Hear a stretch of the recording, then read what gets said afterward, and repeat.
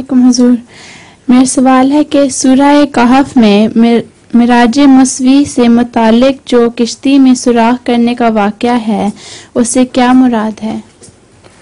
کشتی میں سوراخ کرنے کا جو واقعہ ہے اس سے مراد یہ ہے کہ وہ غریب کسانوں کی کشتی تھی اور اس سے پہلے پیچھے اس کو پتہ چل گیا تھا، جو بھی بزرگ تھے ان کو پتہ چل گیا تھا اللہ تعالیٰ کی طرف سے کہ بادشاہ آ رہا ہے اور جو ٹھیک ٹھاک کشتی ہیں سب کو چھین کے لے جائے گا، اور یہ غریب کسانوں کی کشتی ہے، اس لیے اس کو داغدار کر دو۔ اس میں انہوں نے سوراخ کر دیا، جس کے نتیجے میں کشتی میں سے پانی آنے لگ گیا اور ناکارہ سی ہو گئی۔ تو بادشاہ نے آگے جو چیک کیا اس کے فوجیوں نے، تو انہوں نے اس کو ناکارہ کر کے چھوڑ دیا۔ جب وہ چلا گیا تو پھر ٹھیک ٹھاک ہوا دی۔